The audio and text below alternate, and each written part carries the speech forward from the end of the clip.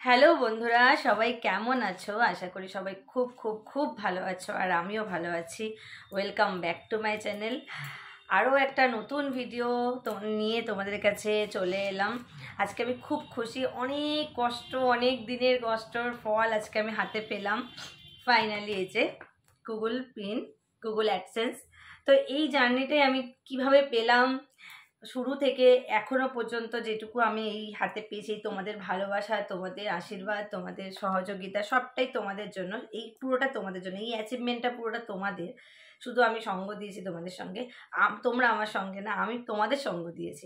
তো এই পুরো ভালোবাসাটা তোমাদের জন্য। দেখো, এটা তোমাদের ভালোবাসা আমার হাতে পেয়েছি। তো এটা কিভাবে পেলাম আমার হাতে, কিভাবে কি করলাম, একটা সাধারণ ঘরের বউ আমি হয়ে কি করে পেলাম এটা হাতে, এত কষ্টের পুরো পুরো গল্পটাই তোমাদের সঙ্গে শেয়ার করব। তার আগে কমেন্ট করে তোমরা জানিও যে তোমরা আমার সঙ্গে খুশি কিনা। তো যাই হোক, শুরু করি, বেশি কথা বলবো না। প্রথম হচ্ছে 2021 থেকে 2020 যে ডিসেম্বর মাস ছিল, তখন বাপের বাড়ি ঘুরতে গেছিলাম। দিদি বলল, জানিস সবাই ব্লগিং করে। তখন না ব্লগিং ব্যাপারটাও তো জানতাম না, দেখতাম সবাই রান্না করছে, ঘর ঝাড় দিচ্ছে, ঘর মুছছে, বা ধরো বিছানা তুলছে, কোথাও যাচ্ছে, এগুলো তখন ব্লগ, এটাকে যে ব্লগ বলে সেটা ব্যাপারটা জানতাম না। তো দিদি বলছে সবাই ব্লগিং করে। আমি বলছি হ্যাঁ রে, আমিও দেখেছি। আমার দিদি, তো তুইও কর না বুঝি, আমাকে বলছে, আমার বাড়ির নাম বুঝি, আমার তুইও কর। আমি বললাম আমি করবো, আমি পারবো? বলছে হ্যাঁ তুই পারবি, তুই কর, তুই দেখ পারবি। তখন ফার্স্ট মানে যে 16.9 যে ভিডিওটা করতে হয় সেটাও জানতাম না। নিয়ে তখন ওই ডিসেম্বর মাস কি জানুয়ারি মাস তখন পড়ে গেছে, মামার বাড়ি ঘুরতে গেছি, ফার্স্ট ব্লগ ওখানে করেছিলাম। দেখো আমরা রান্না করছি, খাচ্ছি, কথা বলতে পারতাম না, বড় করে যেমন লম্বা করে ভিডিও করে সেরকম করে দিয়েছিলাম। ওরকম করতে করতে প্রায় 3-4 মাস চলে গেল। তখন যে আমি সবাইকে বলতাম কি রে, আমার ভিডিওটা এরকম 6.9 মানে এরকম আড়াআড়ি হয় না কেন? তখন 6.9 বা 9.6, 6 পয়েন্ট না, সরি ভুল বলছি, 16 পয়েন্ট। তো 16.9টা জানতাম না, বা 9.16 এরকম জানতাম না। আমারটা এরকম আড়াআড়ি হয় না কেন? তো যাই হোক, ওটাও সার্চ করে দেখলাম। তখন সার্চ করতে শুরু করলাম, সবাই বললো দেখ, আমার দিদি বেশি আমাকে, পুরোটাই আমি বলবো যে দিদি আমাকে ইউটিউবে নামিয়েছে, দিদি আমাকে ইউটিউব চ্যানেল খোলার পরামর্শটা দিয়েছিল। আর ইউটিউব চ্যানেলটা কিন্তু খুলে দিয়েছে আমার মেয়ে। তার জন্য প্রথম ধন্যবাদ দিদিকে। তারপর হচ্ছে আমার মেয়ে, পুরোটাই মেয়ে আমার সব কিছু করে দিয়েছে। এখনও পর্যন্ত যতটুকু আমার অফিসিয়ালি ব্যাপারগুলো সবটাই আমার মেয়ে হ্যান্ডেলিং করে, মেয়ে সব করে দিয়েছে। তো দিদি বলার পরে আমি খুললাম। 3-4 মাস যাওয়ার পরে জানতাম না, তখন থেকে আস্তে আস্তে এরকম এটা ওটা জানতে জানতে কিভাবে থাম্বনেল লাগায়, কিভাবে ভিডিও এডিট করে, ভিডিও তারপর ধরো জানুয়ারি মাসের পর থেকে ফেব্রুয়ারি মাসে, সেবার ফেব্রুয়ারি মাসেই সরস্বতী পুজো ছিল। নিয়ে আমি ভিডিও করছি, এবার মেয়েকে বলছি তুই একটুখানি এডিট করে দে না, তুই একটুখানি করে দে না। এবার ও তো ধরো অত ভালো করে পারতো না, তাহলে ও যেটুকু করে দিত। এবার ও বিরক্তি হতো, ওর পড়াশোনা আছে, ও খেলছে টেলছে, ঘুরছে ফিরছে, আমি ওকে যদি বলি ভিডিওটা করে দে এডিট, ওর কি ভালো লাগবে বলো? সেটাতেও তাও একটা দুটো করে দিয়েছে, দুটো তিনটে। আমি আস্তে আস্তে আস্তে আস্তে ধরো শিখেছি, এটা দেখে ওটা দেখে ওকে বলতাম তুই একটুখানি দেখিয়ে দে, আমাকে একটু বলে দে। তারপর আমি তখন ভিএনে আমি করতাম ভিডিও এডিট, ওটা থেকে বললো মা দেখো এরকম করে করবে, এরকম করে। ও অনেক শিখিয়ে দিয়েছে, আমি চেষ্টা করে করে করে করে তারপর করলাম ইনশটে এডিট। আমার তো প্রথম ভিউয়ার্স হতো 5-6 জন, মানে বাড়ির লোক কটায়, বুঝতে পেরেছো? বাড়ির লোক কটায়, এই ধরো আমরা, আমার দিদিরা, মা, এই কটায়। তারপরে তখন সাবস্ক্রাইবার ছিল প্রথম 6 জন সাবস্ক্রাইবার, আমাদের ফ্যামিলি মেম্বাররাই আমরা সাবস্ক্রাইব করেছিলাম। তারপরে গিয়ে দেবু বললো যে তুমি ইউটিউব চ্যানেলটা খুলেছো, তুমি হোয়াটসঅ্যাপে কিছু জনকে শেয়ার করো। তখন আমার হোয়াটসঅ্যাপে যারা যারা ছিল তাদেরকে শেয়ার করলাম। 3-4 মাস পর তাও শেয়ার করলাম। তখন জানতাম না যেরকম শর্টস ভিডিও ছাড়তে হয়, রিলস করতে হয়। আমি সত্যি কথা টিকটক আমি 3-4 মাস চালিয়েছিলাম টিকটক, তারপর বন্ধ হয়ে যাওয়ার পর থেকে আমার তখন ইনস্টাগ্রামও ছিল না। যখন আমি ইউটিউব চ্যানেল শুরু করেছি তখন আমার ইনস্টাও ছিল না। নিয়ে তখন দেবু বললো যে হোয়াটসঅ্যাপে কাউকে দাও। তো জানো তো সবাই সব রকমটা ভালোভাবে মেনে নেয় না, সবাই সবটা ভালো চোখে দেখে না। নিয়ে তখন কি করলাম, আমি হোয়াটসঅ্যাপে দিলাম, যারা খুব ভালো মানুষ, যারা খুব মুখের খাতিরে ইউটিউব চ্যানেলটাকে সাবস্ক্রাইব করে দিয়েছিল। আর কিছু লোক আমাকে অনেক মজা করেছিল, অনেক মজার পাত্র হয়েছি, সত্যি কথা বন্ধুরা, সত্যি জানি। অনেক মজার পাত্র হয়েছি। ইউটিউব চ্যানেল নিয়ে খুব হাসাহাসি করেছে, অনেক কিছু ইউটিউব চ্যানেল আছে এই নিয়ে, এই ভিডিও করে হাসাহাসি করেছে নিয়ে। তারপরে গিয়ে তোমার হোয়াটসঅ্যাপে দেওয়ার পর সে জায়গা থেকে হোয়াটসঅ্যাপ থেকে 30টা কি 35টা সাবস্ক্রাইবার হয়েছিল। সবাইকে বলে বলে এই একটু করে দেবে, এই আমার একটু ইউটিউব চ্যানেল হয়েছে আমার আছে, এই করে করে না 70-80টার মতন সাবস্ক্রাইবার করেছিলাম বলে বলে বলে বলে। তারপরে ওটা ধরো 7-8 মাস ধরে 70-80টা সাবস্ক্রাইবার, 7-8 মাস ধরে। তারপর আস্তে আস্তে রিলস বানালাম, তখন তারপর ইনস্টাগ্রামটা খুললাম। ইনস্টাগ্রামটা খোলার পর রিলস করলে ওখান থেকে আবার ওটাকে ডাউনলোড করে কিভাবে করতে হয় সেটা আমি ইউটিউবে ছাড়লাম। আস্তে আস্তে একটা দুটো করতে করতে করতে ধরো জানুয়ারি মাসে শুরু করেছিলাম, জানুয়ারি থেকে পুরো বছরটা গেল।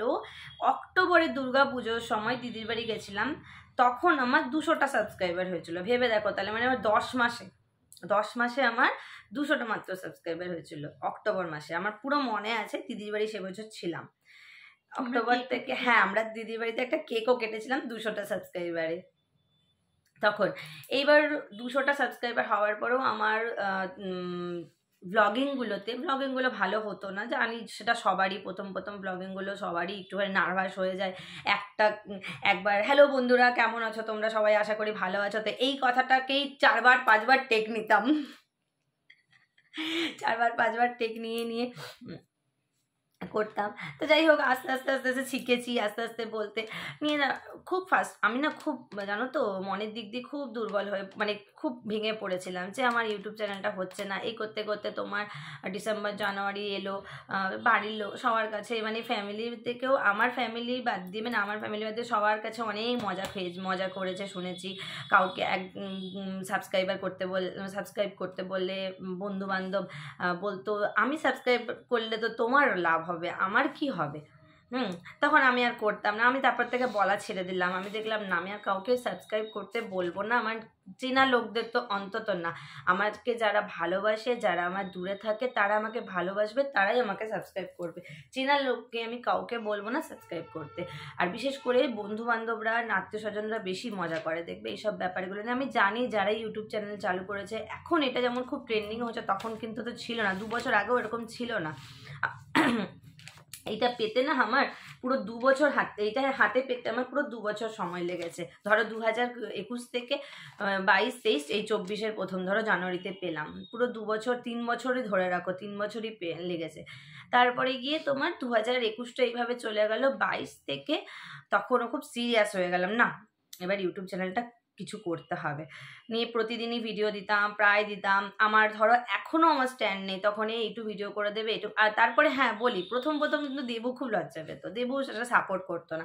তো তখন ওটা ব্যাপারটা না অত বুঝতোই না যে এরকম ইউটিউব চ্যানেল থেকেও আর্ন করা যায়, কিংবা ইউটিউব চ্যানেলটা ফেমাস হয়ে যায়। তখন আমি খুব ঝগড়া হয়েছিল একদিনকে, তুমি যদি এরকম ভিডিও না দেখো তাহলে কে দেখবে, এরকম করে একটা ঝগড়া হয়েছিল খুব।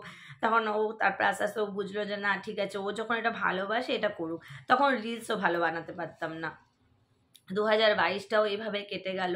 2022-এর শেষের দিকে আমার 2022-এর শেষের দিকে আমার মনে আছে তোমার 500টা সাবস্ক্রাইবার হয়েছিল। 2022-এর কালী পুজোর পরে আমার 500টা সাবস্ক্রাইবার, মানে চিন্তা করো 2021 থেকে 22 পর্যন্ত মাত্র 500টা সাবস্ক্রাইবার হয়েছিল।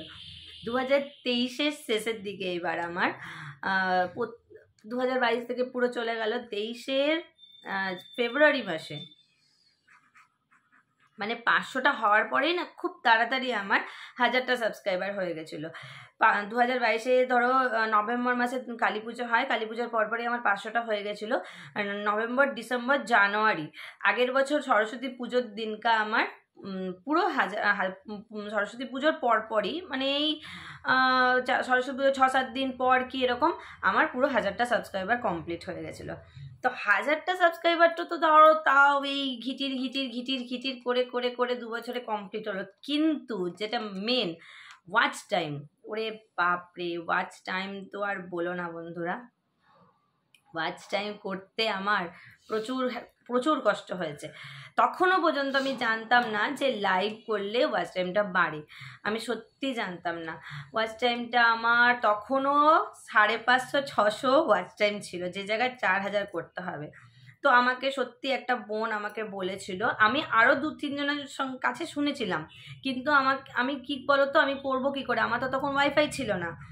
আমার ওয়াইফাই, আমি ধরো ওয়াইফাই ছাড়া তো লাইভে বসা যাবে না, কারণ অত নেট নেই, অত 1.5 GB নেটে কতটুকু হবে। খুব কষ্ট করেছি, প্রায় 16 টাকার রিচার্জ মারতাম, প্রায় 25 টাকার রিচার্জ মারতাম, না হলে আমি ভিডিও আপলোড করতে পারতাম না। নিয়ে ওই বোনটা বলার পরেও দেখলাম ও বসে, অনেকেই বসে, আবার আমাকে অনেকজনেই বলছে, ইউটিউবেও সার্চ করছি, দেখছি না আমাকে তো লাইভে বসতে হবে। তো দেবুর সাথে কথা বলে দেবু নিজে থেকেই আবার ওয়াইফাই বসিয়ে দিল। আগের বছর ধরো 2023 মার্চ মাসে আমাদের ওয়াইফাই বসিয়ে দিল। মার্চ মাস থেকে আমি কন্টিনিউ লাইভে বসলাম। কন্টিনিউ লাইভে বসে আর এক অভিজ্ঞতা হলো। লাইভে বসার আগেও ধরো ভিডিওতে অনেকেই অনেক বাজে কমেন্টে করতো, খুব আমার ভিডিওতে না বেশিরভাগই 100%-এর মধ্যে 90% মানুষই সত্যি আমাকে খুব ভালো ভালো কমেন্ট করেছে। কোনো খারাপ কমেন্ট আমি খুব কমই পেয়েছি, আর খুব খারাপ কমেন্ট আমার 10% মতন করেছি। কিন্তু লাইভে এসে আবার একটা নতুন অভিজ্ঞতা হলো যে কত রকমের মানুষ আছে, যে সোশ্যাল মিডিয়াতে আসলেই কিংবা সোশ্যাল মিডিয়াতে কোনো মেয়েরা বসলেই ভাবে যেন সবাই একই রকম। পাঁচটা হাতে দেখো, হাতে 5টা আঙুল কিন্তু সমান না। হ্যাঁ, আমি মানছি এক একটা মেয়ে বা এক একটা মহিলা খুব খারাপ করে এখন আর্ন করছে, আবার খুব এক একটা মেয়ে খুব ভালোভাবেও কিন্তু আর্ন করতে পারে। খুব বাজে বাজে মন্তব্য, খুব বাজে বাজে কমেন্ট, খুব বাজে বাজে কমেন্টের সম্মুখীন হতে হয়েছে। সোশ্যাল মিডিয়া থেকে খুব ভালো ভালো বন্ধুও পেয়েছি আমি, যারা আমাকে সত্যি, যারা কমেন্ট বাজে করছে তাদেরকে সাপোর্ট করে, তাদেরকে সাপোর্ট করে না, আমাকে সাপোর্ট করে তাদেরকে খারাপ কথাগুলোরকে যাতে না বলে, তাদেরকে উল্টো রিয়াকশান দিয়ে বা তাদেরকে উল্টো জবাব দিয়ে এত সুন্দর করে আমাকে সাপোর্ট করেছে, আমাকে এত ভালোভাবে তারা সোশ্যাল মিডিয়া থেকে বাঁচিয়ে নিয়ে এসে। অনেক ভালো ভালো বন্ধু পেয়েছি, তাদেরকে অনেক অনেক ভালোবাসা। অনেক অনেক ভালো ভালো বন্ধু পেয়েছি আমি এই লাইভ থেকে। লাইভে আমাকে অনেকেই, যারা ধরো 90% খারাপ কমেন্ট করলে 90% ভালো কমেন্ট করলে 10% আমাকে খারাপ কমেন্ট করেছে। তো 10% যারা খারাপ কমেন্ট করেছে তাদেরকে 90%রা এত সুন্দর করে ঝেপে ধরেছে যে আমাকে যাতে আরও কিছু কেউ বলার কোনো সুযোগ না পায়। তো যাই হোক, ফাইনালি বন্ধুরা, আমার ওয়াচ টাইমটা কমপ্লিট হয়েছিল 2023-এ, এবছর কালী পুজোর দিনকা। পুরো কালী পুজোর দিন সকালবেলা ঘুম থেকে উঠে দেখি যে আমার 4000 কমপ্লিট হয়ে গেছে। তো সেই দিনই আমার মেয়ে, আমার ব্রহ্মাস্ত্র যেটাকে আমি বলি, সবসময় আমার ব্রহ্মাস্ত্র বলি, সব কিছুর জন্য কিন্তু সোনুকে শুধু বিরক্তি করতাম, এই সোনু তুই এটা একটু করে দে না, এই সোনু তুই এটা বলে দে না, তুই একটু দেখ না এটা কেন আসছে না, দেখ না এটা, ও সব কিছু আমাকে করে দিয়েছে। তো সেই দিনকার কালী পুজোর দিন ঘুম থেকে উঠেও, রাত্রেবেলা ভালো করে ঘুমানি, তারপরে ঘুম থেকে উঠেও যখন আমি দেখলাম যে আমার ওয়াচ টাইম কমপ্লিট হয়ে গেছে, সঙ্গে সঙ্গে ওকে বলেছে। ও কিন্তু অন্য সময় ডাকতে ডাকতে ডাকতে ডাকতে উঠে পড়ে, ওঠে না, কিন্তু সেই দিন আমাকে ডেকেছে আর সঙ্গে সঙ্গে উঠে পড়ে, শোনো আমার ওয়াচ টাইম কমপ্লিট হয়েছে, হ্যাঁ বলে উঠে গেছে। উঠে গিয়ে আমার গুগল অ্যাডসেন্সের অ্যাপ্লাই করে দিয়েছে এত কিছু কষ্টের মধ্যে। যাই হোক, ফাইনালি আমি হাতে পেয়েছি তোমাদের এই ভালোবাসাটা, আর সবার ভালোবাসা, আমার ফ্যামিলির ভালোবাসা, আমার ইউটিউবের ফ্যামিলির ভালোবাসা, আমার মেয়ের ভালোবাসা, সবার সাপোর্টে তোমরা যারা ইউটিউবে আমাকে সাবস্ক্রাইব করেছো বা আমাকে ফলো করো বা আমাকে সাপোর্ট করো, সবাই আমার ফ্যামিলি মেম্বার। তো তোমরা কিন্তু এইভাবে আমাকে সাপোর্ট করো, তোমাদের এই ভালোবাসাটা আমি আরও পেতে চাই। অনেক অনেক অনেক ভালোবাসা দাও আমাকে, অফুরন্ত ভালোবাসা দাও, একটু ভিডিওসগুলো দেখো, এইভাবে ভালোবাসা দিও। তবে হ্যাঁ, আমাকে যদি তোমরা বলো যে দিদি তুমি কিভাবে গুগল অ্যাডসেন্সটা হাতে পেলে, কি কি অ্যাপ্লাই করলে, সেটা আমি সত্যি বলছি আমি ক্ষমাপ্রার্থী, আমি বলতে পারবো না, কারণ আমি এটার জন্য কিচ্ছু আমি অ্যাপ্লাই করিনি, সব আমার মেয়ে করেছে। তো তোমরা যদি চাও, পরে আবার অনেক পরে আমার মেয়ের পরীক্ষা শেষ হয়ে যাক, আমি এটা নিয়ে একটা ভিডিও বানাবো যে কিভাবে করে কিভাবে অ্যাপ্লাই করেছিল। তবে হ্যাঁ, আমি এটুকু বলতে পারি, এটা আমার আমি এটাতে কোনো ক্রেডিট নেই, এটা পুরোটা যারা যারা দেখছো, যারা আমাকে ভালোবেসেছো, যারা আমাকে সাপোর্ট করেছো, পুরোটাই ক্রেডিট তোমাদের আর আমার মেয়ের আর আমার ফ্যামিলি মেম্বার সবাইকে। তো যারা আমার দিদি আমাকে প্রথম ইউটিউব চ্যানেলটা শুরু করে দিয়েছিল, তার সঙ্গে আমার মেয়ে, আমার বর, আমার শাশুড়ি, আমার মা তো সবসময়, আমি এখন যখনই মনের দিকে ভেঙে পড়তাম তখনই আমার মা বলতো তুই পারবি, দেখবি তুই করবি, পারবি। আর সবচেয়ে আমাকে মেন যে আমাকে সাপোর্ট করেছিল না, যে আমাকে প্রথম সাপোর্ট করেনি, যে আমাকে বলেছিল দূর এসব বাদ দাও তো, কিন্তু সেই আমাকে মেন্টালি এত সাপোর্ট করেছিল আমার মেয়ে। আর আমার মেয়ে কিন্তু আমাকে প্রথম থেকে বারণ করেনি, তবে আমার মেয়ে আর আমার বর মেয়ে আর আমার বর আমাকে সবসময় কি বলতো বলো তো, যে তুমি ছাড়ো না, তুমি ভাববে না যে আমি আর্ন করতে হবে, ভাববে না যে আমাকে এটা থেকে ইনকাম করতে হবে, তুমি সবসময় ভাববে যে আমি মজা করে, আমি ভালোবাসি ইউটিউবটা করতে, আমি রিলস বানাতে ভালোবাসি, আমি আমি তাই জন্য করি। তুমি দেখবে তাতে তুমি একদিন সাকসেসফুল হবে। আর তুমি যদি মনে করো আমাকে এটা থেকে ইনকাম করতেই হবে, তাতে তুমি যদি না পারো তাহলে তোমার আরও ডিপ্রেশনে চলে যাবে, আরও মন খারাপ হয়ে যাবে। তুমি সবসময় ভাববে যে হ্যাঁ তুমি এটা ভালোবাসো, এই রিলস বানাতে ভালোবাসো, ভিডিওস বানাতে ভালোবাসো, তাই তুমি করো, তুমি দেখবে একদিন সাকসেসফুল হবেই। তো বন্ধুরা, এইভাবে আমাকে ভালোবাসা দিও, পাশে থেকো। তোমাদের এই ভালোবাসায় আমি আমি আপ্লুত, আমি তোমাদের এই ভালোবাসা পেয়ে আমি আপ্লুত। অনেক অনেক অনেক অনেক অনেক ভালোবাসা। প্লিজ আমাকে এইভাবে সাপোর্ট করো, তোমাদের জন্য আমি এইটা হাতে পেয়েছি। থ্যাংক ইউ সো মাচ সবাইকে। সবাই এইভাবে আমার পাশে থেকো, ভালোবাসা দিও। Love you all.